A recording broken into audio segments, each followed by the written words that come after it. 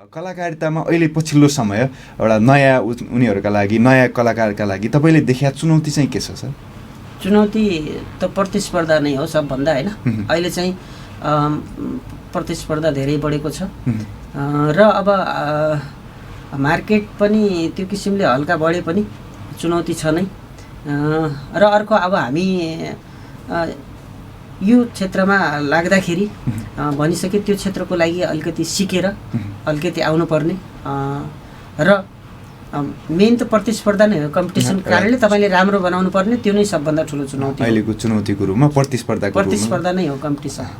जस्तो भयो त्यस्तैले अगाडि बढ्न सक्ने अहिलेको स्थिति छैन। त्यो हुनाले एउटा मजबुत भएर पुरा केही युनिक कुराहरू हुनु पर्यो, त्यो भनेको स्ट्रङ भएर चाहिँ आउनु पर्यो प्रतिस्पर्धाका लागि। तपाईँहरूलाई पनि के हो त शुभकला प्रतिष्ठान भने हुन त धेरैलाई थाहा पनि होला, धेरै थाहा नभएको पनि हुनुहुन्छ होला। त्यसैले शुभकला प्रतिष्ठानको विषयमा छोटकरीमा भन्नु पर्यो भने के कुरा चाहिँ तपाईँ अहिले राख्नुहुन्छ?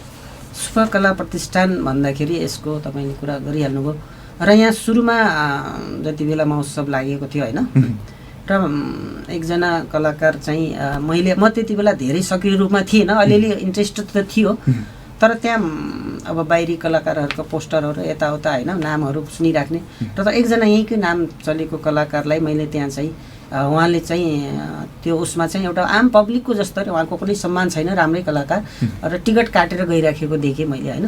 त्यसपछि चाहिँ मलाई के लाग्यो भने हामीभन्दा यत्रो नाम चलेको कलाकारको त त्यहाँ कुनै औचित्य छैन, अब हामी जस्ता भारी भरेको के काम, होइन। एउटा मनमा इगो जस्तो पनि आयो, अथवा यो क्षेत्रमा कलाकारको कुनै संस्था रहन्छ कि भनेर अनि मैले उहाँसँग कुराकानी गरिसकेपछि त्यसपछि उहाँ राजकुमार त्यो सवालका लागि त्यो राखिदिनु पर्ने हुन्छ। तयार हुनुहुन्छ? हुन्छ। ओके, सुरुवात अब तपाईँकै आफ्नै फिल्डबाट गरौँ होला। संयोजन चाहिँ के हो? संयोजन भनेको चाहिँ के हो? संयोजन भनेको अब एउटा किसिमको म्यानेजमेन्ट हो, होइन, व्यवस्थापन हो सर्टकरीमा भन्दाखेरि। अब हरेक कुराहरूलाई मिलाउने, अब कहाँ कति बेला कहाँ कसलाई कसरी, होइन, त्यो सबै पाटोलाई मिलाउने काम नै संयोजन हो। त्यो एक ढुक्कामा ल्याउने भनौँ, सबैलाई जोड्ने काम हो त्यो। एक किसिमको संयोजन भनेको जोड्ने काम नै हो। अलगको कुराकानी आएको थियो, भाग्य चाहिँ के हो? भाग्य अब एउटा चाहिँ अब हामीले पूर्व केही हामीले राम्रो गरेको कामको फललाई नै भाग्यको रूपमा लिइन्छ, होइन, एउटा। र अब अहिलेसम्म हामीले सुनिराखेको देखिराखेको हिसाबले चाहिँ हामीले चाहिँ त्यो सोचेको हुँदैनौँ, तर त्यो कुरा हुन्छ कि त्यो पनि संयोग जस्तै। संयोग, त्यो पनि भाग्य हो। ओके, कलाकारिता भनेको तपाईँसँग जे छ दक्षता, सिप, होइन, त्यसलाई चाहिँ चिनाउनु कलाकारिता हो। हरेक किसिमले एउटा चित्र कोर्नु पनि कलाकारिता हो, बोल्नु पनि कलाकारिता हो। म त यहाँसम्म भन्छु कि एउटा राम्रो व्यापार गर्नु पनि कलाकारिता हो, होइन। किनभने तपाईँसँग भएको कुरालाई राम्रोसँग प्रस्तुत गर्नु, देखाउनु, समाजमा आउनु, त्यो कलाकारिता हो। आफूसँग भएको सिप। सङ्गीत भनेको हामी सामान्य सङ्गीत भन्ने बित्तिकै खालि बजाउने मात्रै सोचिरहेको। सङ्गीत भनेको नृत्य, गायन र वादन तीनवटै कुराहरू आउँछ, होइन। त्यसमा सङ्गीत तीनवटैको संयोजनलाई समग्र रूपमा सङ्गीत भन्यो, त्यो भित्र सबै कुराहरू परिहाल्छ। यो अधिकांश प्रश्न तपाईँको आफ्नै क्षेत्रतिरका पऱ्यो। एउटा चाहिँ समग्रता, एउटा हरेक मान्छेको जीवनसँग जोडिएको प्रसङ्गलाई कोट्याउने किसिमको शब्द हो तपाईँलाई मैले भने। स्वास्थ्य चाहिँ के हो? स्वास्थ्य भन्ने बित्तिकै अब हामी सामान्य स्वास्थ्य भन्ने बित्तिकै बाहिरी रूपमा शरीरलाई मात्र लिन्छौँ, तर स्वास्थ्य भन्ने बित्तिकै मन, तन र यहाँसम्म कि त्योभन्दा पनि अझ एउटा आत्मा भन्ने हुन्छ, होइन। तीनवटै कुरा जब स्वास्थ्य हुन्छ, कम्बिनेसनमा हुन्छ, लिङ्कमा हुन्छ, त्यो पूर्ण स्वास्थ्य हो। त्यसलाई हामी स्वास्थ्य भन्छ। त्यस कारण धेरै जसो मान्छे मानसिक बिमारीहरू हुन्छ, त्यो तपाईँको टाउको दुखिरहेछ, होइन, तर तपाईँ दुखिरहेछ तपाईँको टाउको, तर त्यो हामी कुनै मसिनले जाँदैन, कसैले थाहा पाउँदैन। तर बाहिर तपाईँलाई चोट लागेको छ, के लागेको छ, घाउ भएको छ, त्यो हामी देख्छौँ, मसिनले पनि हेर्छ, होइन, तपाईँको भित्र आन्द्रामा केही हुन्छ हेर्छ। तर त्यो चिजहरू त्योभन्दा पनि अझ गहिरोमा आत्मीय चोटहरू हुन्छन्, आत्माको शक्ति हुन्छ अरे, होइन। त्यो तिनटै कुरालाई हामीले कम्बिनेसनलाई मिलाउन सक्यो भने त्यो नै स्वस्थ हुन्छ। त्यस कारण पनि जस्तो सांस्कृतिकको कुरासँग पनि जोडिने भएको यो मनोरञ्जन चिजहरूले यस्तो मनलाई ठिक पार्छ र अझ हाम्रो आध्यात्मिक कुराहरूले हामी पूजाआजा इत्यादि गर्छौँ नि त, त्यो कुराहरूले आत्मालाई सन्तुष्ट पार्छ, होइन। त्यो तीनवटै कुरा मिल्यो भने अनि तपाईँको शरीरमा पनि इम्युनिटी पावरको कुरा आइरहेछ नि अहिले कोरोनामा, यस्ता कुराहरूले शरीरलाई पोजिटिभ ऊर्जालाई बढाउने गर्छ। स्वास्थ्यको लागि सङ्गीत पनि आवश्यकता छ, एकदम आवश्यकता छ। आदरणीय श्रोता दर्शकवृन्द, नमस्कार अनि स्वागत छ कार्यक्रम प्रभात विमर्शको नियमित श्रृङ्खलामा। आज पनि उपस्थित छु म पदम, प्रविधिमा हुनुहुन्छ आरडीजी र छोटुजी। आज पनि हामी तपाईँहरूसँग लगभग 1 घण्टाको समयमा अहिलेदेखि दिनेश एफएम 93.8 मेगाहर्ज, दिनेश खबरको अफिसियल फेसबुक पेज, हाम्रो पात्रो लगायतका एप्सहरूबाट संसारभरि नै लाइभ हुनेछौँ। फरक फरक किसिमका श्रृङ्खलाहरू लिएर तपाईँको बिहानीसँग जोडिनका लागि हरेक दिन अर्थात् शुक्रबार बाहेक, हप्ताको शुक्रबार बाहेक तपाईँको बिहानीसँग जोडिन पुग्छौँ। आजको दिनमा पनि त्यही तरिकाले तपाईँहरूले लिनुपर्ने हुन्छ। अहिलेको पछिल्लो समय दसैँको चहल पहल छ, एउटा किसिमका हरेक श्रृङ्खलाहरू हामी विशेष बनाउने प्रयासमा गरि नै रहेका छौँ। पछिल्ला दिनहरूमा तपाईँहरूले सुनिरहनु भएको थियो व्यवसायीहरूसँगका कुराकानी, उहाँहरूका अनुभवहरू, उहाँका अनुभूतिहरू भने अब हिजो आजका दिनदेखि चाहिँ अब तपाईँ सुन्न सक्नुहुनेछ कलाकारहरूसँग गरिएका कुराकानीहरू। किनकि कलाकारहरूले कसरी दसैँ मनाइरहनु भएको छ, अर्थात् समाजलाई एउटा किसिमको हेर्ने दृष्टिकोणमा उहाँहरूले कस्तो किसिमको अनुभूति महसुस गरिरहनु भएको छ, यी सवालहरू उहाँसँग हुनेछन्। केही रमाइला कुराकानी हुनेछन् भने केही जानकारीमूलक कुराकानी, केही अर्थपूर्ण कुराकानी र केही एउटा किसिमको हामीले अगाडि मार्गदर्शन मान्न सक्ने कुराकानीहरू हामी गर्नेछौँ कलाकारहरूसँग। र आजको श्रृङ्खला पनि एकजना कलाकर्मीसँग हामी कुराकानी गर्नेछौँ। उहाँको परिचय म तपाईँलाई एकैछिनपछि दिन्छु नै, तर त्यो परिचय दिनुभन्दा अगाडि तपाईँलाई एउटा अनुरोध गर्छु। फेसबुक लाइभ हेरिरहनु भएको छ भने कार्यक्रमलाई बढीभन्दा बढी तपाईँहरूका आफन्तहरूसँग, साथीभाइहरूसँग सेयर गर्न सक्नुहुन्छ भने फेसबुक लाइभमै कुनै पनि किसिमको तपाईँको जिज्ञासा चासो रह्यो भने सबै भव्य बुझिने भाषामा लेख्नुहोला। हामी विमर्श गरिरहेको दौरानमा एउटा किसिमको क्युरियोसिटी, एउटा किसिमको प्रश्न, जिज्ञासा तपाईँहरूको मनमा पक्कै पनि रहन सक्छ। त्यसैले त्यसलाई एउटा मनमै राखिराख्नुभन्दा पनि तपाईँले कमेन्टमा राख्नुभयो भने त्यसलाई हामी एउटा छलफलको पाटो, विमर्शको पाटो पक्कै पनि मनाउने नै छौँ। र यति कुराकानी गरे सँगसँगै आजका हाम्रा अतिथिको विषयमा भने अब मैले जानकारी तपाईँहरूलाई दिनुपर्ने हुन्छ। आज हामीसँग हुनुहुनेछ विमर्शका लागि कलाकर्मी गुणाकर पनेरू। उहाँको अरू परिचयको कुराकानी गर्दाखेरिमा सुपकला प्रतिष्ठानको महासचिव हुनुहुन्छ, राष्ट्रिय सङ्गीत सङ्घ सुदूरपश्चिम प्रदेशको चाहिँ सचिव हुनुहुन्छ भने त्यसै गरी इस्ट टु सुप प्रदेशको पनि उहाँ सचिव हुनुहुन्छ। अझ समग्रतामा अरू विषयमा कुराकानी गर्ने हो भने उहाँ सङ्गीत कर्मी त हुनुहुन्छ नै, त्यसरी गायन क्षेत्रमा हुनुहुन्छ, लेख्नुहुन्छ, निर्देशन गर्नुहुन्छ र सांस्कृतिक संयोजन, अझ कलाकारहरूको संयोजन गर्ने सवालमा तपाईँहरूले धेरैले उहाँलाई बढी चिन्नुहुन्छ होला। त्यसैले आज उहाँसँग हामी कुराकानी गर्नेछौँ, उहाँका अनुभूतिहरू सुन्ने प्रयास गर्नेछौँ र अहिलेको वातावरण अर्थात् अहिलेको जो परिवेश छ यो परिवेशसँग थोरै खुतलिने प्रयास आजको कार्यक्रममा हामी गर्नेछौँ। र ढिला नगरिकन उहाँलाई मैले स्वागत गर्ने अनुमति तपाईँहरूबाट चाहे र गुणाकरजीलाई स्वागत गर्न चाहे। स्वागत छ सर कार्यक्रममा। नमस्कार, तपाईँलाई धन्यवाद। र यो दिनेश एफएम परिवार लगायत आज हाम्रो नेपालीहरूको महान चाड अष्टमी पर्वको उसमा सम्पूर्णलाई नमस्कार। दर्शक महानुभावहरूलाई तपाईँलाई पनि सुरुमै शुभकामना छ। र कसरी मनाइरहनु भएको छ दसैँ, यहीबाट सुरु गरौँ होला। दसैँ अब सदाका वर्षहरू जस्तै अब समयअनुसार हरेक कुराहरू परिवर्तन हुँदै जान्छ होइन। पहिला पहिला अब बाल्यकालमा दसैँहरू नयाँ कपडा किन्ने, खाने भन्ने बढी विशेष चासो हुन्थ्यो त्यति बेलाको समय भन्ने। अब अहिले हरेक किसिमले परिस्थितिको कारणले त्यो किसिमले अब हामीले दसैँ मनाउने भनेको हाम्रो दसैँसँग हाम्रो संस्कृति कला कसरी जोडिएको छ त्यो कुरालाई लिएर हामीले दसैँलाई अलिकति केही विशेष बनाउने र दसैँ एउटा खालि खानपिनको पर्व मात्र नभएर यो एउटा हाम्रो आध्यात्मिक सांस्कृतिक पर्व पनि हो। अब हामी अहिले विशेष गरेर संस्कृति र कला क्षेत्रमा नै लागेको कारणले अब हामीले मनाउने हरेक कुराहरूसँग संस्कृति जोडि नै हाल्छ। एउटा त्यसैले त्यो अर्थपूर्ण बढी चाहिँ एउटा किसिमको दृष्टिकोण समाजको बढी पर्ने त्यो किसिमको देख्न पनि सकिन्छ। जस्तो अब एउटा तपाईँको थोरै व्यक्तित्वबाट सुरु भएर हामी अरू विषयमा कुराकानी गर्नुपर्ला जस्तो मलाई महसुस भइरहेछ। त्यो हुनाले तपाईँ यो क्षेत्रतिर एउटा प्रत्यक्ष रूपमै, किनकि तपाईँ पहिला शिक्षक पनि हुनुहुन्छ होइन, पूर्व शिक्षक पनि, र एउटा किसिमको शिक्षा क्षेत्रमा पनि केही योगदान गर्ने तपाईँले त्यो अवसर प्राप्त गर्नुभयो, अर्थात् त्यो अवसर निर्माण गर्नुभयो। र त्यो भए हुनाले थोरै तपाईँको जन्म हुर्काइबाट सुरु गरौँ होला। म चाहिँ अब सुदूरपश्चिमी धनगढी मटियारीमा जन्मेको होइन। र हामी यो कलाकारिता क्षेत्रको कुरामा चाहिँ अब म सानैदेखि, म कक्षा 5 देखि नै त्यति बेला चाहिँ विभिन्न यो राज्यहरूले गीत प्रतियोगिताहरू गर्थ्यो, कक्षागत प्रतियोगिताहरू हुन्थ्यो। त्यति बेला नै एउटा जिल्ला स्तरीय प्रतियोगितामा हामी अब ग्रुपमा अरू साथीहरू पनि थियौँ, त्यति बेला प्रथम भएको मलाई याद छ। र सानो बालकालदेखि नै नृत्यहरूमा त्यति बेला म नाच्थेँ पनि होइन। त्यति बेला केटा नै केटी भएर नाच्नु पर्थ्यो र त्यति बेलाको परेशमा खै अब म अलिकति एउटा शारीरिक रूपमा हाइटमा अलिकति सानो पनि भएको कारणले हो या के कारणले हो, म बढी फ्रेन्डसिप केटा होस् या केटी अहिले पनि त्यस्तै छ होइन। म फ्रेन्डसिपमा कुनै भेदभाव राख्दैन। त्यसकारण पनि त्यति बेला सायद केटी मान्छेले एकजनाले मसँग चाहिँ नाच्न मान्नु भएको थियो, नत्र त्यति बेला केटीहरू केटासँग नाच्न मान्दैनथे र केटालाई नै केटी बनाउनु पर्थ्यो। तर मैले चाहिँ पहिलो त्यहाँ नाचेर एउटा रेकर्ड नै तोडेको थिएँ स्कुलमा। भनेपछि हामी यो एउटा कलाको लगन त सानोबाटै नै हुँदो रहेछ। हुने बिरुवाको के भन्छन् अथवा एउटा कुनै रूपमा हरेक चिजको केही न केही बीजबाट दिइहाल्छ होइन। केही चिज पनि अब मेरो आमा पनि विशेष गरेर गौरा सांस्कृतिक यस्ता लोक पहाडका भागहरू गाउने यस्ता चिजहरू आमामा पनि त्यो संस्कार थियो, सायद त्यो कारणले पनि आयो होला। बुवा पनि त्यो प्रेमी हुनुहुन्थ्यो होइन। अहिले दुवैजना यो संसारमा हुनुहुन्न, तैपनि उहाँहरूको पनि यो कला क्षेत्रमा उनीहरूको देनबाट नै सायद ममा पनि केही त्यस्तो लगन आयो होला भन्ने मैले महसुस गरिरहन्छु। थोरै मैले अघि कोट्याएको जस्तो शिक्षा क्षेत्रतिर पनि काम गर्नुभयो, थोरै त्यो विषयमा पनि जानकारी गराउनु। शिक्षा क्षेत्रका अब मैले लगभग प्राइभेट स्कुलहरूमा 18-19-20 वर्ष जति नै पढाएँ होइन।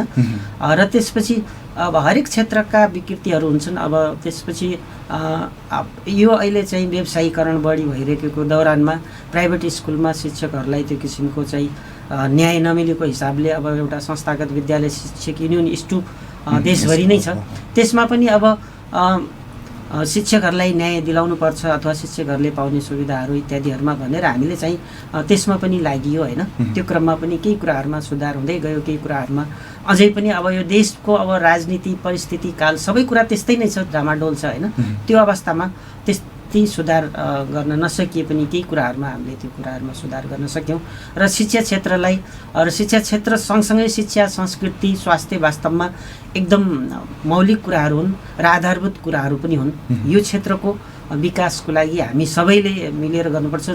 र विदेशहरूका धेरै ठाउँहरूमा के सुनिन्छ भने त्यहाँ चाहिँ शिक्षकहरूलाई सबभन्दा बढी, जुन देशहरू समृद्ध छन् शिक्षकको तलब सबभन्दा बढी हुन्छ अरे के। तर हाम्रो विडम्बना के छ भने शिक्षकलाई सबभन्दा चाहिँ अहिले कति बेलासम्म त यहाँ शिक्षकहरूलाई पेन्सन पनि दिइन्न थियो भन्ने पनि थियो होइन। भनेपछि शिक्षालाई हामीले हरेक चिज उत्पादन गर्ने शिक्षा क्षेत्र नै हो, तर शिक्षा क्षेत्रलाई किन हो राज्यले पनि त्यो किसिमले फोकस गर्न नसकेको कुरा चाहिँ हामीले महसुस गरिरहेछौँ र त्यो चाहिँ विडम्बना पनि हो। अहिले तपाईँले पढाउने उसमा शिक्षण गर्ने उसमा चाहिँ तपाईँले छोडि नै सक्नु भएको? अहिले मैले चाहिँ अब ठ्याक्कै मेरो आमा बुवा पनि 2 वर्ष सँगसँगै जानुभयो। त्यसपछि कोभिड र मैले अब केही अरू अब विशेष गरेर संस्कृतिमा नै अब विशेष रूपमा लाग्ने र केही अन्य परिस्थितिको कारणले पनि अब गऱ्यो भने आफ्नो किसिमले आफ्नो गर्ने केही भन्ने किसिमले पनि मैले अहिले चाहिँ ब्रेक लिएको छु। फेरि पनि यो क्षेत्रमा आउन सक्छु म, तर अहिलेलाई मैले विश्राम लिएको छु। केही समयको विश्रामको रूपमा यसलाई लिनुपर्ने हुन्छ। जस्तो अब कलाकारहरूसँग काम गरिरहनु भएको छ होइन, संयोजनमा अझ बढी तपाईँको भनौँ एउटा किसिमको परिचय बनेको छ। अरू अब तपाईँको आफ्नो जो कला छ, आफ्नो एउटा किसिमको खुबी छ, त्यो त छँदैछ, तर त्योमा भन्दा पनि अझ बढी लिडरसिपमा तपाईँको भूमिका जहाँ पनि देखिन्छ। त्यसैले थोरै एउटा अहिलेको परिवेशलाई एउटा किसिमले हेर्ने हिसाबले, यसलाई बुझ्न सकिने हिसाबले तपाईँले केही कुरा भन्नु पऱ्यो भने कस्तो स्थिति पाउनुहुन्छ कलाकारहरूको? यसलाई एउटा अघिल्लो पुस्ता र अहिलेको पुस्तालाई यो तरिकाले कम्प्रोमाइज गरेर भन्नुपर्दाखेरिमा यो संयोजनको सवाल चाहिँ कस्तो छ? पहिलेको पुस्ता र अहिलेको पुस्तामा अब अहिले चाहिँ जस्तो पहिले गीत गाउँदाखेरि पनि अब यहाँदेखि काठमाडौँ जानुपर्ने होइन, त्यति बेला क्यासेटको जमाना त्यो थियो र हरेक चिजले हामी अब सुदूरपश्चिममा यस्तो अहिले जस्तो एफएमहरू बन्यो, मिडियाहरू भए, सामाजिक सञ्जालहरू, अहिले धेरै कुराहरू जस्तो क्यामेरादेखि लिएर अहिले हामीसँग प्रविधिको रूपमा पनि अहिले हामी सम्पन्न भइसकेका छौँ। त्यति बेला हरेक चिजको लागि राजधानी धाउनुपर्ने होइन, र राजधानी धाउन पनि यतातिर हाम्रो यो बाटो थिएन, इन्डियाको बाटोबाट जाने गुनासो गर्नुहुन्छ। म पनि त्यति धेरै पुरानो त होइन, तर कुराहरू सुन्छु होइन, उहाँहरूसँग मभन्दा अग्रज र अलिकति चाहिँ उहाँहरूका कुराहरू सेयर गर्ने सुन्ने अवसर पाएको छु मैले पनि। त्यसकारण उहाँहरूको गुनासो हुन्थ्यो हामीले इन्डियाबाट जानुपर्ने, कहिलेकाहीँ लुटिने होइन, त्यतातिरबाट अब पैसाहरू अहिलेको जस्तो पैसा पनि मेल गर्ने ऊ गर्ने अथवा यो हाम्रो के अरे ट्रान्सफर सिस्टम थिएन त्यति बेला होइन, पैसा बोकेरै लग्नुपर्ने, त्यस कारणले असुरक्षाको पनि धेरै वातावरण थियो भने त्यति बेला। र अर्को कुरा त्यति बेला गीत चाहिँ एउटा अहिले चाहिँ एउटा केही कुराहरू राम्रो भएको छ भने केही अलिकति नकारात्मक पनि भएको छ। अहिले जस्तो पैसा तपाईँसँग छ भने जस्तो मान्छेले पनि गीत गाइदिँदा भइदियो, अहिले बढी मनी मोटिभ बढी भएको छ। त्यति बेला जस्तो रेडियो नेपालले स्वर परीक्षा लिन्थ्यो होइन, स्वर परीक्षाका भएकाहरूले मात्रै गीत गाउँथे प्राय, र एउटा कलाकारितामा विशेष दखल भएको मान्छेको बढी त्यति बेला हाबी हुन्थ्यो। अहिले अब रहरको रूपमा पनि प्रविधि बढी विकास भएर हो या के हो होइन, हरेक ठिकै छ, रहर गर्ने सबैको एउटा रहर हो, आवश्यकता हो, त्यो सबैको अधिकारको कुरा हो।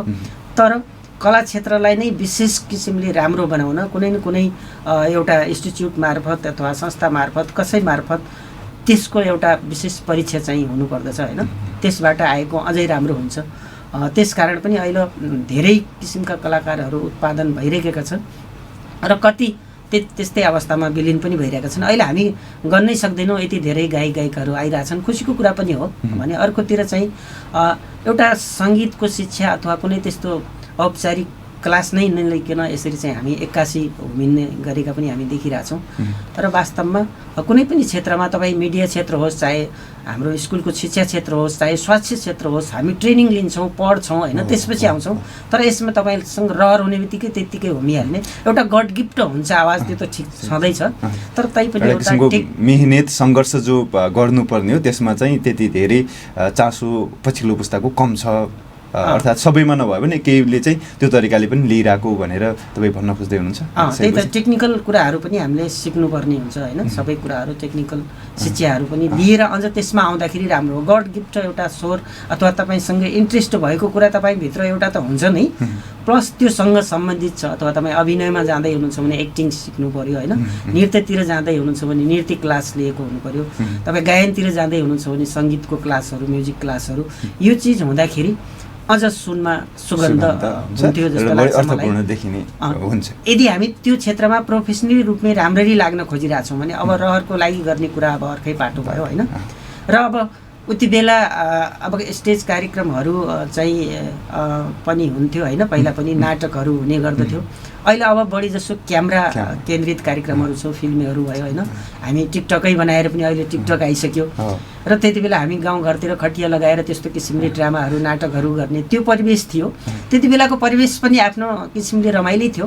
अहिले पनि आफ्नो तरिकाले जो प्रविधि अनुसार जमाना चेन्ज हुँदै जाँदा परिवर्तन हुँदै गर्नुपर्छ, ठिकै हो, त्यो कुराहरू परिवर्तन भइरहेछ। तर मूल कुरा के भने हामीले आफ्नो मौलिक कुराहरूलाई, मौलिक संस्कृतिलाई होइन, आफ्ना शब्दहरूलाई, आफ्नो भाषाहरूलाई बिर्सिनु हुँदैन। हामी जतिसुकै आधुनिक हुँदै गए पनि एउटा आफ्नो धरातल चाहिँ भुल्नु हुँदैन, आफ्नो मूल कुरालाई हामीले छोड्नु भएन, अरू कुराहरू जे भए पनि। तपाईँले सुरुवात कुन क्षेत्रबाट गर्नुभयो कला क्षेत्रतिर प्रवेश गर्दाखेरिमा? जस्तो तपाईँको त विभिन्न पृथक क्षेत्रहरू छन्, जस्तो गायन र फेरि एउटा भनौँ न अभिनय, फरकतिरै पार्टी जस्तो भनौँ न, एउटा किसिमको हुन त दुइटै कुरा आवश्यक पर्छन्, तर एउटैले गर्दाखेरिमा थोरै गाह्रो लाग्ने, फेरि लेखन फेरि अझ बढी चुनौतीपूर्ण, एउटा किसिमको फरक छन् नि त। त्यसरी सुरुवात चाहिँ तपाईँको केबाट भएको महसुस हुन्छ आफ्नो यात्रा चाहिँ? सुरुवातमा त अब मैले अब सानैकै क्रममा भन्दाखेरि त अघि भने मैले 5 कक्षामा गीतबाट भयो, अनि नृत्य गरेँ त्यति बेला होइन। त्यसपछि प्रोफेसनल त्यस्तो नृत्य गरेन। त्यसपछि मैले अलिकति यो क्लासिकल म्युजिकको चाहिँ मैले 8-9 महिना जति वैधानिक त्यस्तो क्लासहरू लिएँ होइन। त्यसपछि मेरो त्यो सङ्गीततिरको विशेष अब हार्मोनियम बजाउने लिएर त्यतातिर भयो भने त्यसपछि मेरो पहिलेदेखि नै अब अलिकति कलाकारहरू संयोजन गर्ने, कार्यक्रमहरू गरौँ भन्ने त्यो किसिमको लिडरसिपको क्षमता अलिअलि पहिलेदेखि नै थियो। त्यसकारण मसँग क्षमता सबै खाले छ, तर त्योभन्दा पनि विशेष किसिमले मैले चाहिँ सांस्कृतिक संयोजनलाई पछि सम्हाल्दै गएँ होइन। र कार्यक्रमहरू गर्नुपर्छ भन्दाखेरि पछि चाहिँ मैले क्लासको रूपमा त मैले विशेष गरेर सङ्गीतको क्लास लिएँ र अलिकति अभिनयको केही क्लासहरू पनि लिएँ, उद्घोषणको पनि सामान्य ट्रेनिङहरू लिएँ होइन। त्यो तरिकाले बाँकी चाहिँ मैले विशेष गरेर चाहिँ एउटा संयोजनकै भूमिका निर्वाह गर्दै गरेँ। त्यो अगाडिदेखि पनि गर्दै गरेँ र अहिलेसम्म पनि गरिरहेको छु। एउटा किसिमको रमाइलो जस्तो पनि हुन्छ। यो सहज चाहिँ के लाग्छ तपाईँलाई? एउटा संयोजनको पाटो त तपाईँ गरि नै रहनु भएको छ, यो त सायद तपाईँलाई एउटा किसिमको जिम्मेवारी पनि भयो र त्यो आफूलाई त्यो किसिमको त्यसमा सुट हुने हिसाबले भएर पनि त्यसमा हुनु होला। तर यो बाहेक अरू जस्तो गाउने कुरा अनि त्यसपछि नृत्य गर्ने सवालमा र अभिनय नृत्य फेरि एक जस्तो पनि भए हुन त फेरि अभिनयका अरू पाटाहरू पनि हुन्छन्। उसमा चाहिँ मैले अहिले भनेका कुराहरूमध्ये तपाईँले आफूलाई चाहिँ कुन कुरा चाहिँ बढी अरू सुट हुन्छ जस्तो सहज हुन्छ जस्तो महसुस हुन्छ? सहज त एउटा कुरा के हो भने अब सबै चिजको आफ्नै विशेषता छ होइन। सबै तपाईँलाई जुन कुरामा बढी इन्ट्रेस्ट छ त्यो चिज नै त्यो तपाईँको त्यो झुकाव हुन्छ, त्यसमा तपाईँ सिक्नुहुन्छ। जस्तो तपाईँले बोल्नमा इन्ट्रेस्ट छ, तपाईँले बोल्न सिक्नुभयो, बोल्दै हुनुहुन्छ आज। मैले पनि त्यस्तै उद्घोषण गर्ने गर्ने मैले त्यसपछि पछिको समयमा चाहिँ बढी बोल्नमा रुचि गयो अनि उद्घोषणलाई बढी बढाएँ होइन। त्यही भएर मलाई अहिलेको उसमा बढी सहज चाहिँ बोल्न नै लाग्छ होइन आफ्नो हिसाबले। तर मेरो मूल्याङ्कनमा के छ भने कुनै गायक छ गीत गाउँछ भने उसलाई त्यो गायन सहज लाग्छ र मेन कुरा सहज लाग्ने कुरा के हो भने सबै क्षेत्रमा उत्तिकै कठिनाइ छ र उत्तिकै सहजता पनि छ होइन। त्यसकारण मूल कुरा के हो भने तपाईँको वास्तविक इन्ट्रेस्ट कतातिर छ त होइन। प्रबल इच्छा भन्छ नि त, सबै चिजमा भए पनि बढी इच्छा एकातिर हुन्छ मान्छेको। सिप त अलिअलि तपाईँ पनि गीत त गाइदिनु होला अलिअलि होइन। धेरै मान्छेहरूले गीत पनि गाउँछ, नृत्य पनि गरिदिन्छ, तर अलिकति फोकस त्यही त हो, थोरै एउटा बढी इन्ट्रेस्ट भएको क्षेत्रतिर अर्थात् त्यसमा बढी चाहिँ म आफूले चाहिँ गर्न सक्छु लागेको विषय त पक्कै पनि सहज हुने भयो नि त होइन। त्यो चाहिँ तपाईँलाई एउटा संयोजन गर्ने सवाल अनि त्यसपछि संयोजन र बोल्ने चाहिँ मलाई बढी सहज लाग्छ होइन। जस्तो अब फेरि नयाँ कलाकारहरूलाई एउटा किसिमको केही एउटा हुनसक्छ होइन, केही कुरा तपाईँले भनिदिएपछि होइन, तपाईँ जस्तो व्यक्तित्वहरूले के छ अहिलेको वस्तुस्थिति भनेर भनिदियो भने सहज होला भन्ने महसुस गर्नुहुन्छ होला नि त होइन। पक्कै पनि त्यो भए हुनाले एउटा अहिलेको सवालमा जस्तो कलाकारिताको उसले एउटा कलाकारिता गरेरै मात्रै अगाडि बढ्दाखेरिमा कलाकारिताले नै भनौँ एउटा किसिमको जीवन निर्वाह गर्न सक्ने स्थिति अनि एउटा भनौँ आफ्नो सपना पुरा गर्न सक्ने स्थिति छ कलाकारिता क्षेत्रतिर?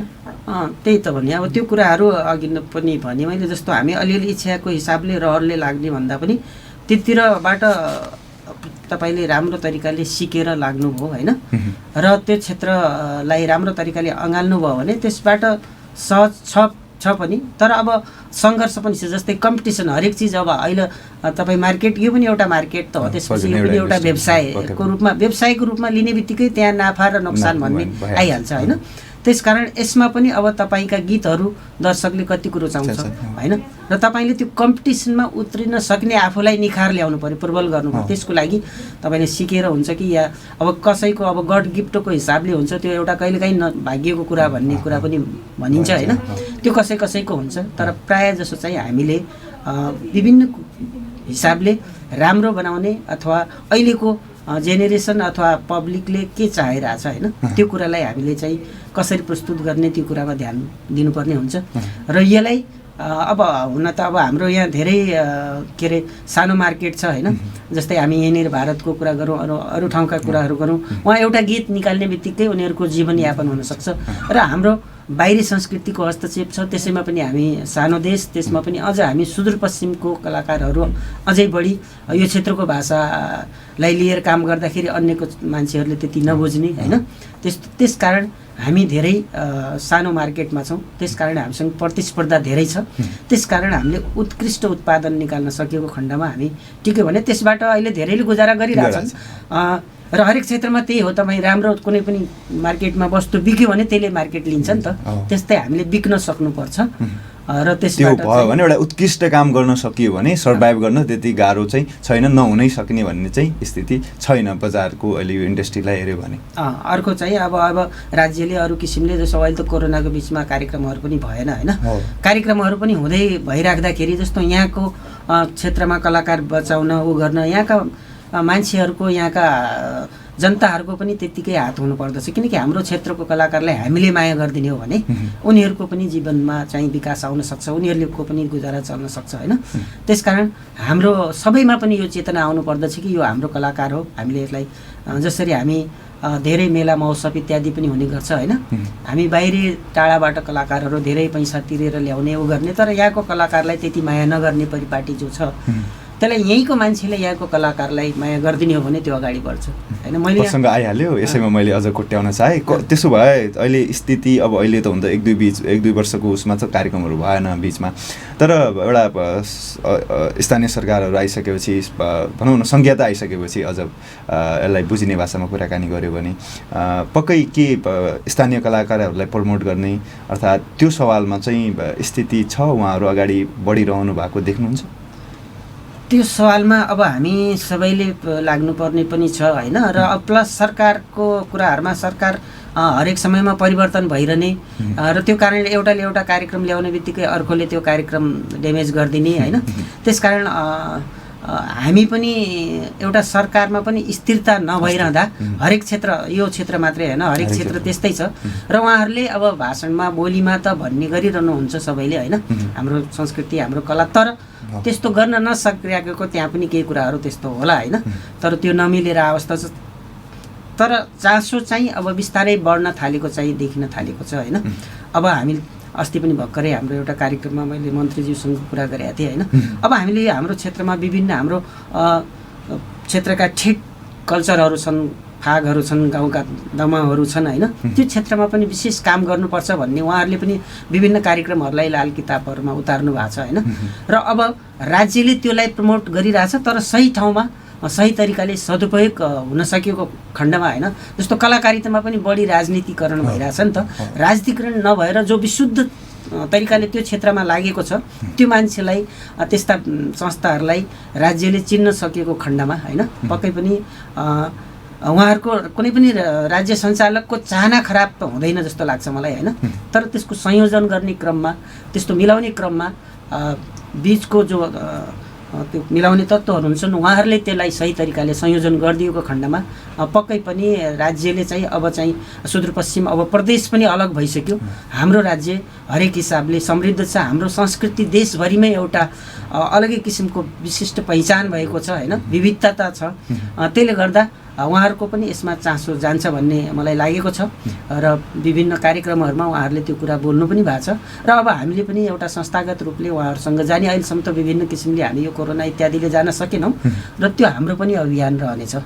त्यसो भयो भने एउटा किसिमको अझ नयाँ कलाकारिता क्षेत्रतिर प्रवेश गर्न खोज्दै हुनुहुन्छ, अर्थात् कलाकारितालाई एउटा रुचाउने र यसमै एउटा किसिमको आफ्नो भविष्य खोज्नेहरूका लागि अझ बिस्तारै स्थिति सहज बन्न सक्छ, एउटा सहजतातिर अगाडि बढ्न सकिन्छ भन्ने नै तपाईँलाई हो? पक्कै पनि त्यही सन्देश पनि एउटा किसिमको कलाकारिता क्षेत्र रुचाउनेहरूले सोच्न सक्नुहुन्छ उहाँले भनेको कुरा र एउटा किसिमको। तर कार्यक्रमहरू अब कहिलेतिरबाट तपाईँको ख्यालले, किनकि एउटा किसिमको अहिले भनौँ न त्यसरी महोत्सवहरू पनि धनगढीकै उसमा पनि पहिलाको कोरोनाको उसले भएन, अरू कार्यक्रमहरू पनि जस्तो भनौँ न बढी कलाकारहरूलाई एउटा किसिमको सहज एउटा आफूले पनि केही अर्थोपार्जन गर्ने पाटोको रूपमा रहेका कार्यक्रमहरू त त्यति अहिले छैन नि त बजारमा होइन। तर के लाग्छ अहिलेको यो जो अहिले स्थितिलाई यसो निहाल्नु भयो भने कोरोनाको पनि भ्याक्सिनेसन बिस्तारै बढ्दैछ, यो अहिलेको वस्तुस्थितिलाई यसो सोच्नुभयो भने कहिलेबाट चाहिँ यसो अनुमान गर्नुभयो भने कहिलेबाट चाहिँ होला जस्तो लाग्छ अब औपचारिक कार्यक्रमहरू? अब चाहिँ अब के भन्दाखेरि जस्तो कोरोनाको कुरामा चाहिँ वास्तवमा कोरोना अब एउटा महामारीको रूपमा आयो होइन।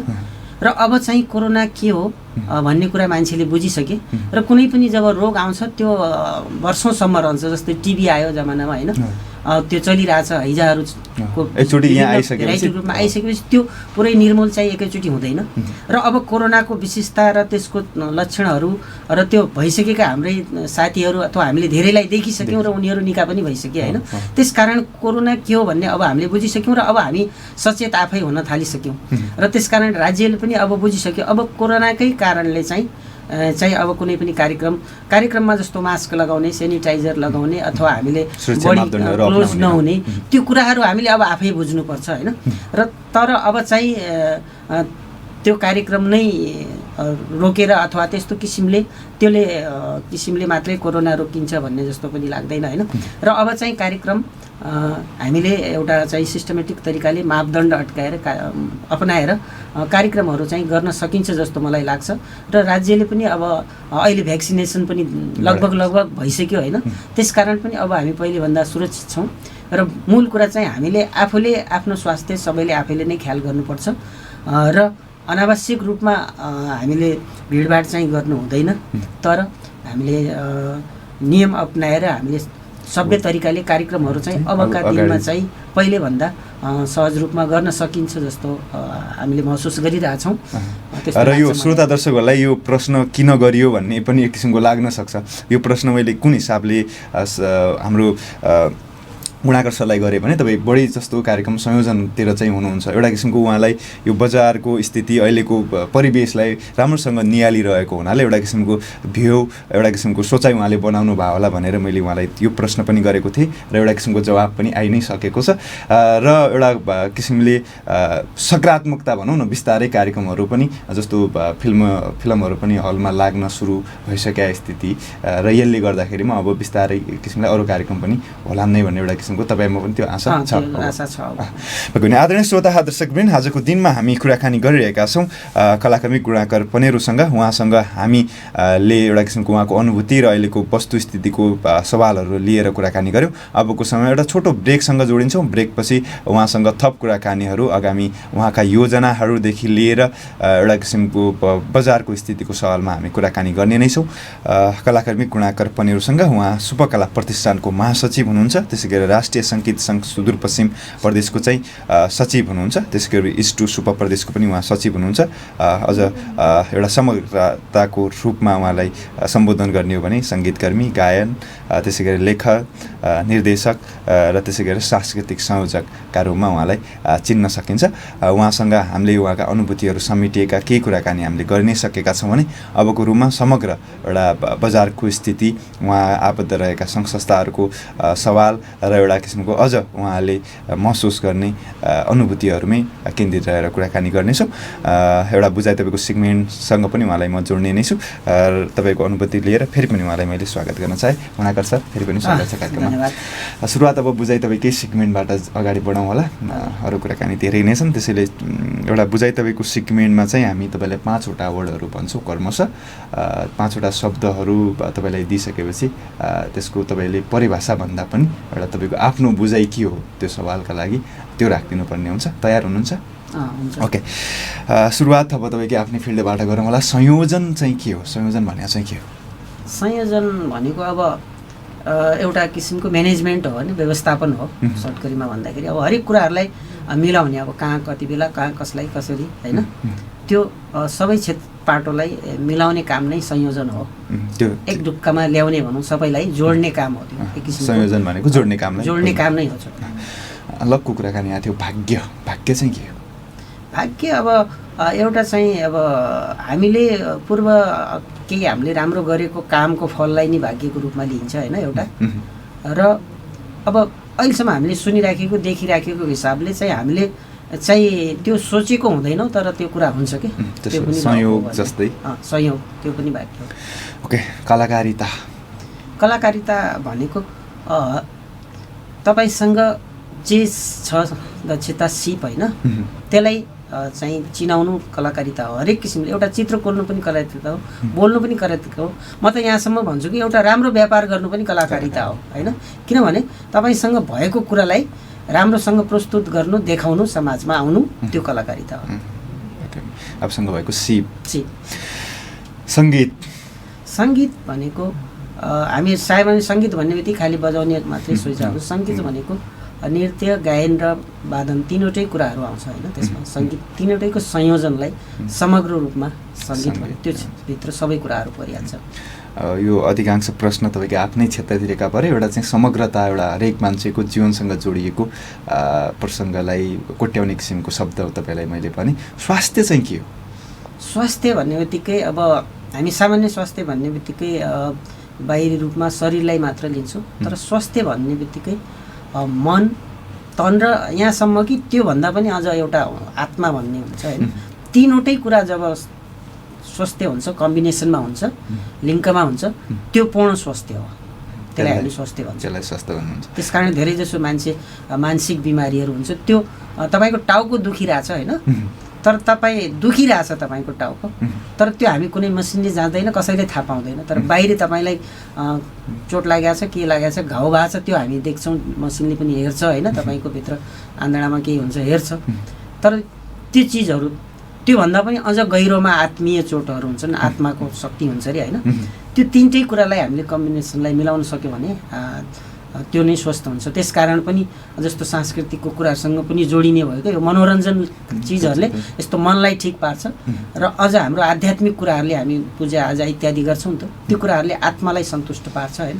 त्यो तिनवटै कुरा मिल्यो भने अनि तपाईँको शरीरमा पनि इम्युनिटी पावरको कुरा आइरहेको छ नि अहिले कोरोनामा, यस्ता कुराहरूले शरीरलाई पोजिटिभ ऊर्जालाई बढाउने गर्छ। स्वास्थ्यको लागि सङ्गीत पनि आवश्यकता छ, एकदम आवश्यकता छ।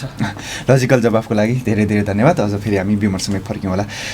एउटा तपाईँको विभिन्न सङ्घ संस्थाहरूमा आबद्ध हुनुहुन्छ होइन, एउटा कलाकार, एउटा आफ्नो किसिमको कला त छँदैछ, त्यो अनुसार अगाडि बढ्नु छँदैछ, तर यो संस्थाहरूको औचित्य चाहिँ के हुन्छ? संस्था अब अहिले चाहिँ कलियुग चाहिँ सङ्गठनको युग भनिन्छ होइन र अहिले हामी फेरि गणतान्त्रिक उसमा गइसकेपछि, प्रजातन्त्र आइसकेपछि अब हरेक राजनीतिक पार्टीदेखि लिएर सबका आफ्ना संस्था छन्, सबैको न्यायको संस्था छ, व्यापारीको संस्था छ भनेपछि संस्था एउटा हुनु जरुरी नै छ। त्यो तपाईँको आपद विपदमा तपाईँको लागि एउटा कलाकार या कसैको लागि केही पीडा पऱ्यो भने उसको लागि बोलिदिने एउटा टेक्निकली कुरा। अस्ति भर्खरै पनि एउटा हाम्रो केही घटना भएको थियो होइन, कसैलाई अब त्यो फेसबुक इत्यादिमा कसैलाई त्यो छेडछाड अथवा मेसेजहरू उहाँले कम्प्लेन गर्नुभयो र एउटा हामी त्यो दर्तावाल संस्था भएर हामीले त्यो केस गऱ्यौँ र तुरुन्त सुनवाई भएर त्यसको छानबिन भयो होइन। भनेपछि यति बेला चाहिँ दुःख पर्दा आपत पर्दा चाहिँ जो क्षेत्रको जो मान्छे हो, तपाईँको सञ्चारकर्मीहरूको संस्था छन् होइन, भनेपछि हरेक क्षेत्रको चाहिँ अहिले चाहिँ उनीहरूको विकासको लागि र उनीहरूको एउटा सुरक्षाको लागि पनि संस्था हुनु जरुरी छ। अहिले सामूहिक संस्थाको औचित्य भनेको एउटा सबैको सामूहिक भलाइ नै भन्ने, त भलाइको लागि उद्देश्य नै त्यही हो। त्यसको खोल्नको पनि जस्तो हामीले सुपकला प्रतिष्ठान अथवा अरू पनि सङ्घ संस्थाहरूमा तपाईँ आबद्ध छन्, उनीहरूको उद्देश्य नै कला संस्कृति उत्थान र कलाकारको हितको लागि भन्ने नै हुन्छ सबैको। त्यसकारण राम्रो कुरा हो त्यो संस्थाहरूले गर्दाखेरि, त्यसमा राम्रो किसिमले लाग्यो भनेपछि त्यसले सहयोग पनि गरिरहेको हुन्छ। त्यही अनुसार एउटा किसिमको इक्जाम्पलहरू त त्यो गरिरहेको पनि छन्, फेरि कुनै ठाउँबाट थोरै विमुख भएको स्थिति पनि उदाहरणहरू त छन् नि होइन। तपाईँलाई त्यो महसुस कहिलेकाहीँ त्यो भइरहेको एउटा देखिरहेको तपाईँले आफूले चाहिँ लाग्छ कि लाग्दैन?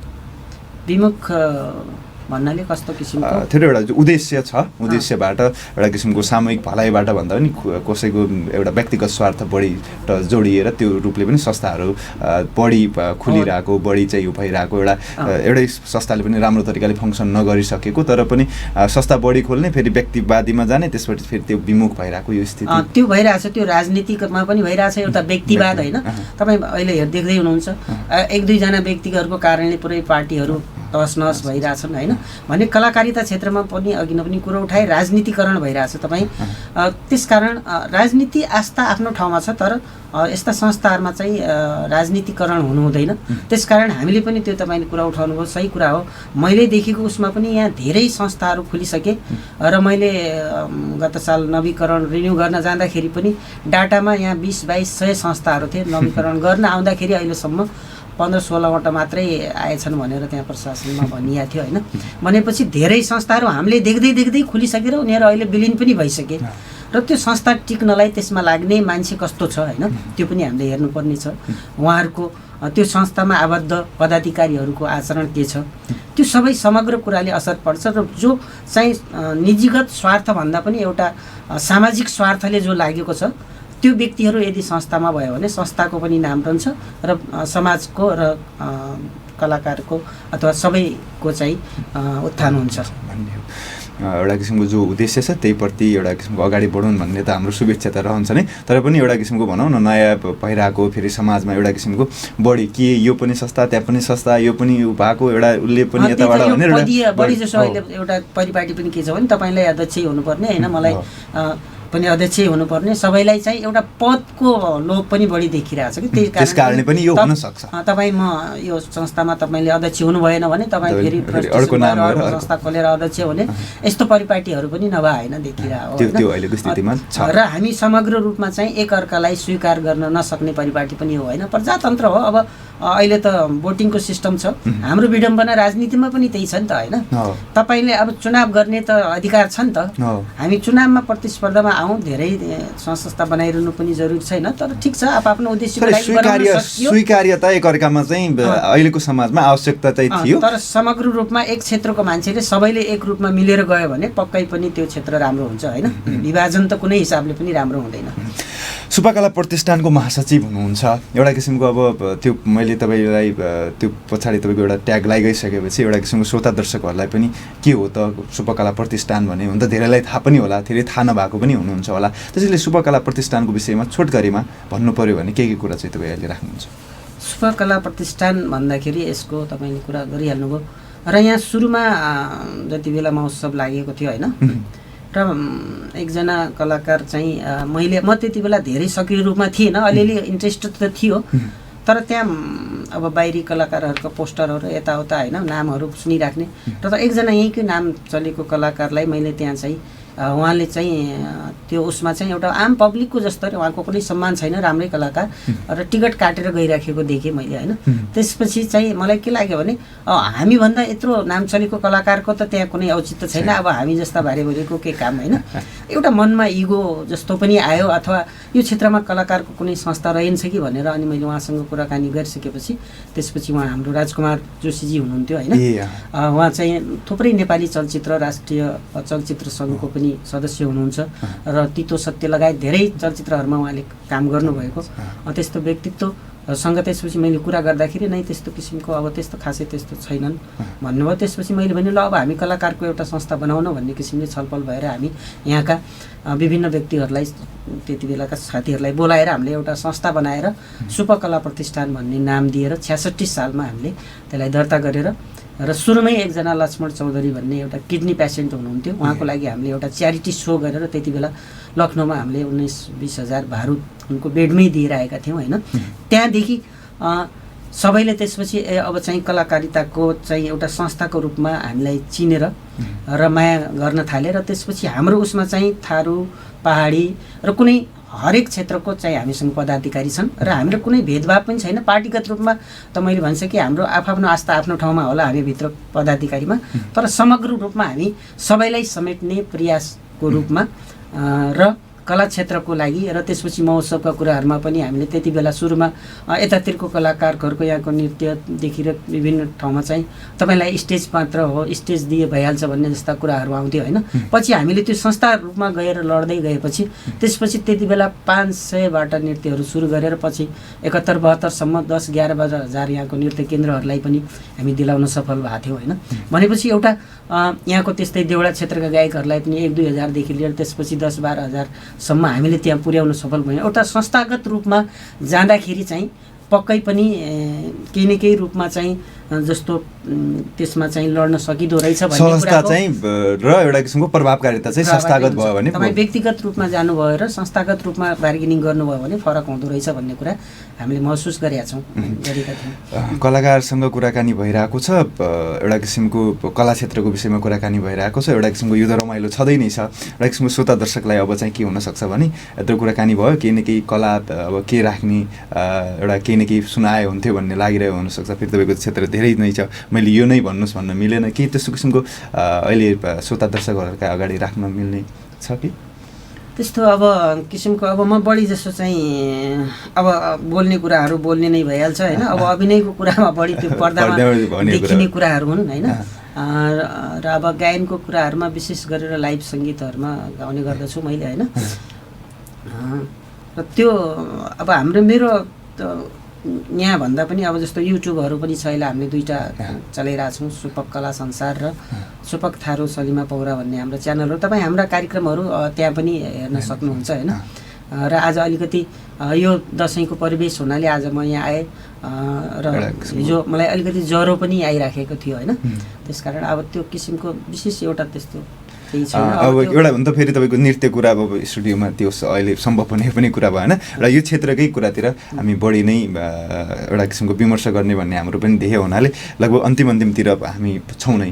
एउटा किसिमको यो क्षेत्रतिर कलाकारिताको एउटा अहिलेको स्ट्यान्ड पोइन्टहरू के छ, कलाकारहरूले कसरी प्रवेश गर्न सक्छन् भन्ने सवाल, अनि अघिल्लो पुस्ता र अहिले पुस्ताको डिफ्रेन्सको विषयमा कुराकानी त हामीले गऱ्यौँ नै।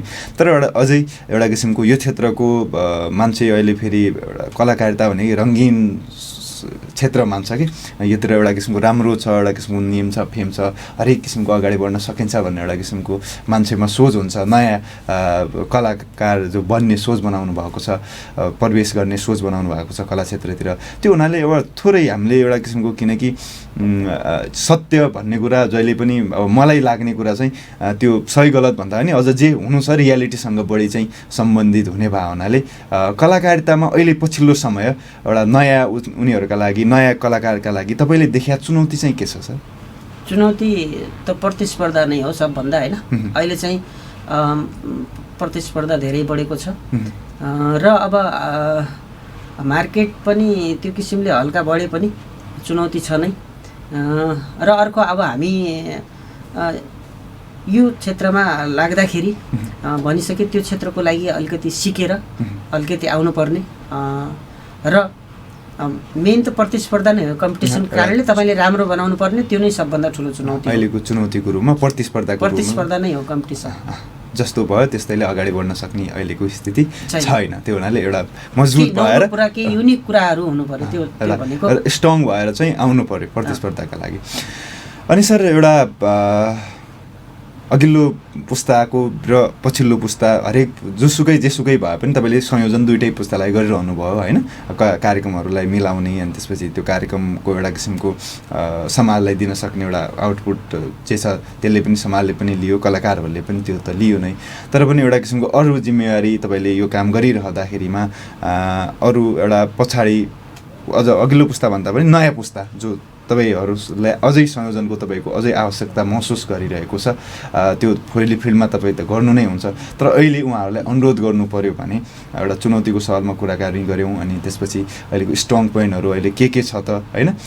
सम्भावनाको विषयमा पनि धेरथोर भए पनि हाम्रो बिचमा कुराकानी आयो। तर उहाँहरूलाई तपाईँले आग्रह गर्नु पऱ्यो भने के हुन्छ, के चाहिँ आग्रह गर्नुहुन्छ उहाँहरूले? आग्रह गर्दाखेरि अब जुन क्षेत्रमा तपाईँ लाग्दै हुनुहुन्छ त्यो क्षेत्रमा बुझेर आउनुहोस्, होइन? त्यो क्षेत्रको बारेमा सिकेर आउनुहोस्, त्यो नै सबभन्दा ठुलो आग्रह हो।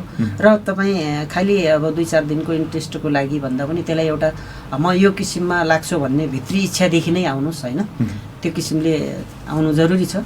र अर्को कुरा यो हामीले अहिले विभिन्न किसिमका कार्यक्रमहरू नयाँ पुस्ताको लागि अहिले हामीले दिनुपर्ने आवश्यकता छ, यो समाजको लागि पनि, होइन? जस्तो हामी बच्चाहरू पनि अहिले यस्तै ट्यालेन्टहरू आइसकेका छन् धेरै। अहिले विभिन्न हामी रियालिटी सोहरू पनि हेर्छौँ र यस्ता प्रतियोगिताहरू पनि बालबालिकाहरूलाई त्यो प्रतियोगितामा बढी इन्ट्रेस्ट हुन्छ। हामीले पनि गत वर्ष 2 चोटि धनगढी डान्स च्याम्पियनसिप भन्ने गरेका थियौँ। त्यसबाट यहाँका नृत्यबाट धेरै बालबालिकाहरूले प्रतिभा देखाउन पाए, होइन? र अहिले 2-3-4 जना बच्चाहरू त्यसबाट निःशुल्क पढि पनि राखेका छन्। उनीहरूको त्यो प्रतिभाको कारणले स्कुलले उनीहरूलाई फ्री गरिदिएको छ। भनेपछि हामीले कलाकारको प्रतिभाहरूलाई उजागर गर्ने र उनीहरूलाई चिनाउने खालका कार्यक्रमहरू पनि अबको नयाँ पिँढीको लागि विशेष गरेर भन्नुपर्दा उहाँहरूको लागि एउटा कम्पिटिसनबाट हुन्छ या कार्यक्रमबाट हुन्छ, होइन? उनीहरूलाई चिनाउने एउटा प्रतिभा प्रवर्धनका कार्यक्रमहरूलाई एकदम बढाउनु पर्ने चाहिँ आवश्यकता छ अबको नयाँ पिँढीहरूको लागि। अन्तिमतिर छौँ, केही छुटेको महसुस हाम्रो कार्यक्रमको आजको कार्यक्रमबाट मैले राख्नै पर्छ भन्ने लागेको विषय के छ, नत्र भने हामी छुट्टिनु पर्ने हुन्छ? त्यस्तो कुराहरू समग्र रूपमा त्यही हो कि अब हामीले कला संस्कृति र यो क्षेत्रलाई विकास गर्नको लागि सबैको हातेमाले हुनुपर्दछ, होइन? राज्य, समाज, तपाईँहरू जस्ता सञ्चारकर्मीहरू, विशेष गरेर सञ्चारकर्मीहरूले पनि यस्ता कुराहरूलाई उजागर गर्नुपर्छ। र सञ्चारकर्मीहरूसँग मेरो एउटा सानो गुनासो थियो, म भन्न बिर्सेँ। र मैले यहाँका विभिन्न लोकल पत्रिकाहरू इत्यादिहरू पढ्छु, होइन? त्यसमा चाहिँ अब सलमान खानले मनाए दसैँ भन्ने त्यहाँ हेडिङ हुन्छ कि भन्दाखेरि यहाँको कुनै कलाकारले मनाए दसैँ भन्ने त्यहाँ त्यो राख्नु पर्यो नि। हामी यहाँको पत्रिकाहरू यहाँ चलाउने, होइन? र यहाँको कलाकारलाई फोकस गर्नु पर्यो, अथवा उहाँहरूलाई त्योसँग परिचय छैन भने हामी संस्थासँग हामीहरूसँग कोअपरेट गर्नु पर्यो। र यहाँका लोकल सञ्चारकर्मीहरूले यहाँको स्थानीय प्रतिभाहरूलाई धेरैले हामीले यहाँको हाम्रो कार्यक्रममा आएर कलाकारहरूले विभिन्न कार्यक्रममा गुनासो पनि पोखेका छन् होइन। र हाम्रो यहाँको पत्रिकाहरूले हामीले बोलाउँदा पनि आउँदैन, राजनीतिक कार्यक्रमहरूमा मात्रै जान्छन् अथवा त्यो किसिमको भित्री के कुराहरूलाई थाहा छैन या पैसा दिएर जान्छन् कि भन्ने कुराहरू पनि गर्नुहुन्छ होइन। त्यस्तो नहोला। तर मेरो आग्रह के छ भने म एउटा संस्थागत हिसाबले र एउटा कलाकारको हिसाबले पनि कृपया होइन यहाँको विभिन्न सञ्चारकर्मीले हामीले बोलाउनु नपरोस्, तपाईँले अलिकति पनि चुसुक्क थाहा पाउने बित्तिकै यहाँका कलाकारहरूलाई प्राथमिकता दिएर हरेक यहाँका जो लोकल मिडियाहरू हुनुहुन्छ होइन, लोकल यहाँका जतिले पनि यहाँको कलाकारको लागि कार्यक्रम ल्याइदिनुपर्छ भन्ने मेरो आग्रह र सबैको गुनासोलाई मैले त्यो भनिदिएको मात्रै हो। यसको लागि तपाईँलाई धेरै धेरै धन्यवाद पनि। र किसिमको हरेकलाई एउटा जानकारी पनि हुन्छ। फेरि पत्रकारहरूलाई पनि तपाईँले जानकारी दिने सवाल तपाईँहरू आफ्नो तरिकाले जिम्मेवारी गर्ने रहनुहोला र पत्रकार मित्रहरू अर्थात् सञ्चारकर्मीहरूले पनि एउटा किसिमको आफ्नो क्षेत्रलाई अगाडि बढाउने कुरामा अझ बढी नै उहाँहरूको ध्यान केन्द्रित होस्। हामीले आजको कार्यक्रमको अन्तिमतिर यो किसिमको एउटा ठुलो विषय गहन विषयमा कुराकानी गर्न पाएँ, विषय उठान पनि गरिदिनु भयो। यसको लागि पनि तपाईँलाई धन्यवाद। दिनेश एफएम दिनेश खबरका लागि पनि समय उपलब्ध गराइदिनु भयो यस्तो व्यस्तताका बावजुद पनि। यसको लागि पनि तपाईँलाई धेरै धेरै धन्यवाद। तपाईँलाई पनि धेरै धेरै धन्यवाद। र यो दिनेश एफएम पुरानो सुदूरपश्चिमको होइन चर्चित एफएम र दिनेश एफएमले जहिले पनि यो क्षेत्रको कलाकारिताको लागि अहम भूमिका खेलेको छ। फेरि पनि यसको निरन्तरता रहिरहोस् र यो सम्पूर्ण दिनेश एफएम परिवार लगायत यसै मञ्चबाट यो दसैँको र तिहार आउँदै गरेको सम्पूर्ण देशप्रेमी कलाकार लगायत सम्पूर्ण महानुभावहरूलाई शुभकामना व्यक्त गर्न चाहन्छु। हस्, धन्यवाद सर। आदरणीय श्रोता दर्शकबिन, आजको दिनमा हामीले कुराकानी गऱ्यौँ कलाकर्मी गुणाकर पनेरूसँग। आजको कुराकानी तपाईँहरूलाई के कस्तो लाग्यो, तपाईँहरूको सुझाव सल्लाह प्रतिक्रियाको अपेक्षा राखेँ। अहिलेसम्म कार्यक्रम सुनेर हेरेर साथ दिनुभयो, यसको लागि तपाईँहरूलाई धेरै धेरै धन्यवाद। प्रविधिबाट पनि मिठो साथ दिइरहनु भयो आरडीजी र छोटुजी, उहाँहरूप्रति पनि आभार प्रकट गर्दै आजको कार्यक्रम प्रभात विमर्शबाट भने मैले पनि बिदा माग्नुपर्ने हुन्छ। भोलि फेरि नयाँ अतिथिहरूसँग कुराकानी गर्नका लागि तपाईँहरूसँग उपस्थित हुने बाचा गर्दै बिदा भए। हस्, नमस्कार, शुभ दिन।